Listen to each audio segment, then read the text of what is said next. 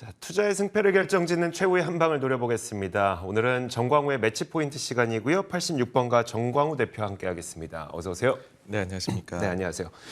자, 우리 정광우 대표가 저희 방송에 나오셔서 지금까지 굉장히 너무나도 정확하게 잘 말씀을 해주셨어요. 쉽게 말하면 잘 맞췄다는 건데 일단 증시의 저점도 잘 맞춰주셨었고 그다음에 물가도 빠르게 하락할 거라는 것도 잘 맞춰주셨었고 자 이번에는 그럼 경기 침체입니다. 요즘에 월가에서 경기 침체에 대한 경고의 목소리가 많이 나타나는데 경기 침체 내년쯤에 올 것 같으세요? 저는 지금 시장에서의 대세는 경기 침체가 내년에 거의 확실시 된다 이런 부분인 것 같습니다. 네. 근데 개인적으로는 아주 운 좋게 경기 침체를 피해갈 수도 있다라고 보고요. 혹은 오더라도 얕은 수준의 경기 침체에 그치지 않을까라고 생각을 합니다. 근데 왜 요즘에 월가에서는 이렇게 경기 침체에 대한 경고의 목소리를 많이 내고 있을까요? 네, 사실 그 배경이 너무나도 이해가 되는 측면이 있습니다. 네. 제일 먼저 봤었을 때에는 인플레이션이 여전히 아주 높다라는 것이죠. 그러니까 내려오는 속도나 이런 부분들은 예상보다 빠르지만 절대치가 이렇게 높으니 연준이 아마도 높은 금리를 꽤 오래 유지할 수 있지 않겠냐. 그러면 경제를 위축시키는 그런 현상으로 작용할 것 같다 하고요. 그리고 기업 이익 추정치가 최근까지는 좀 빠르게 떨어졌었습니다. 근데 여기에서도 추가적으로 더 떨어져야 되는 것 아니냐.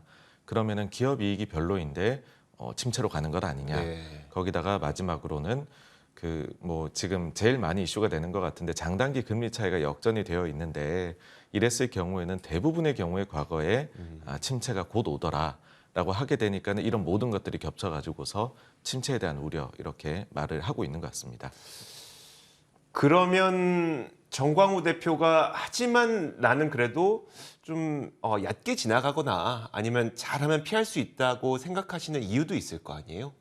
네, 지금까지 말씀드렸던 이런 요인들, 인플레이션이나 네. 연준의 긴축, 그 다음에는 기업의 이익, 거기다가 장단기 금리, 이 모든 것들이 사실 종합해 보면은 그 침체에 대해 가지고서 설명력이 높은 것은 사실이나 네네. 이것이 100%는 아닙니다.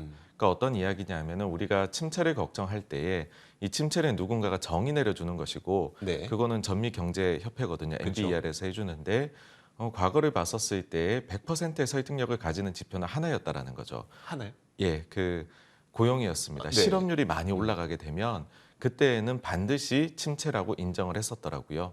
그래서 지금 우리가 제일 눈여겨봐야 되는 것은 결국에는 실업이 얼마나 늘 것이냐. 경제가 나빠져 가고 있는데 네. 그렇게 했었을 때 과거하고 다른 점이 좀 눈에 띈다라는 것이고요. 가장 큰 차이라고 하면은 일자리가 지금 한 명의 실업자당 2개 가까이 열려 있지 않습니까? 네네. 이런 경우가 과거에는 없었다라는 것이고 이 부분이 실은 이제 실업자 입장에서는 일자리 구하기가 너무 쉽고 그 다음에 이직을 준비하는 사람 입장에서도 몸값을 올려서 가기 너무 좋은 환경이라는 거죠. 아직까지는 네네. 그 점들이 이렇게 인건비의 상승, 그러니까 임금의 상승을 굉장히 지금까지 초래해온 요인이 아니냐.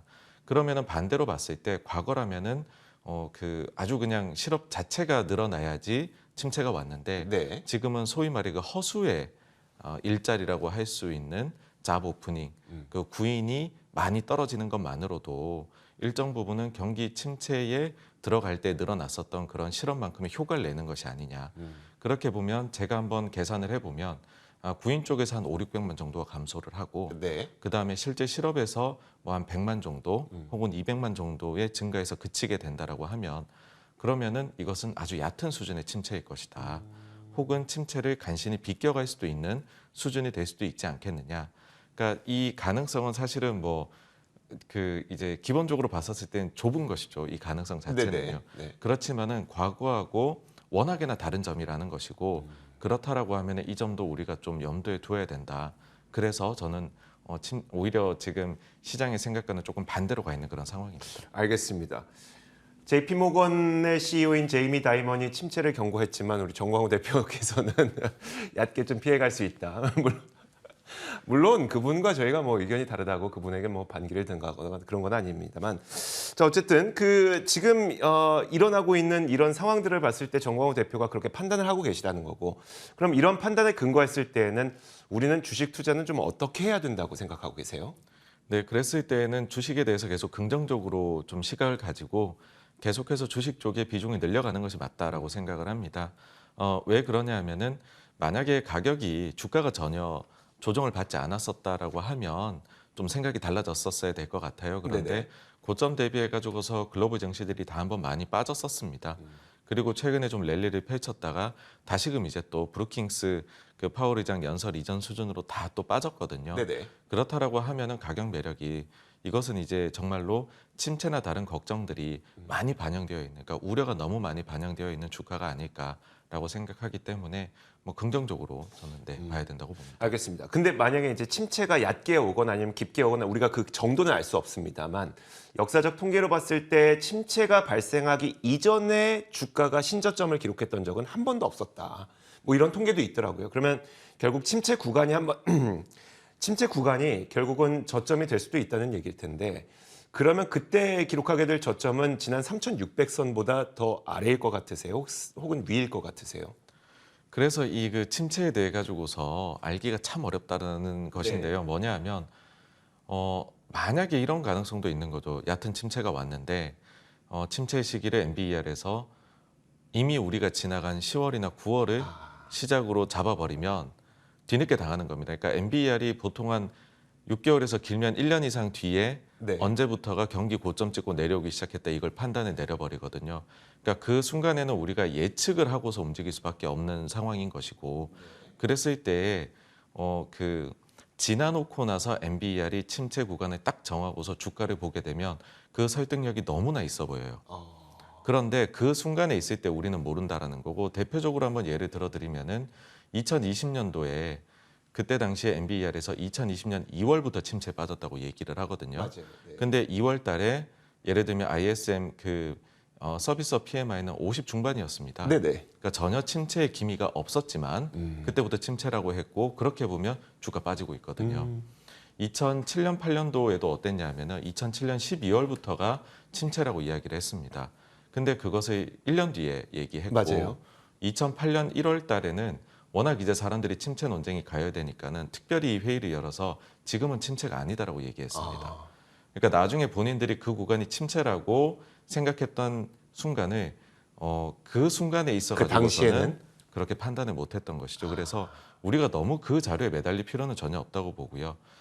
그래서 말씀드리는 것이 그 이제 뭐 GDP라든지 기업 이익이라든지 이런 것들도 완전히 설명을 못 해준다. 네네. 결국의 설명은 고용, 실업률이 해주는 것이고 근데 이 부분도 조금은 함정이 있는 것이 과거에 평균적으로 우리가 침체가 왔을 때 저점 대비해서 처음 침체에 딱 들어갈 때 실업률이 바닥 대비 0.5%포인트가 올라가거든요. 네네. 그럼 지금으로 보면 4가 되면은 우리가 침체 들어가는 것 아니냐 얘기를 할 수가 있는데 네. 문제는 이게 평균이라는 거예요.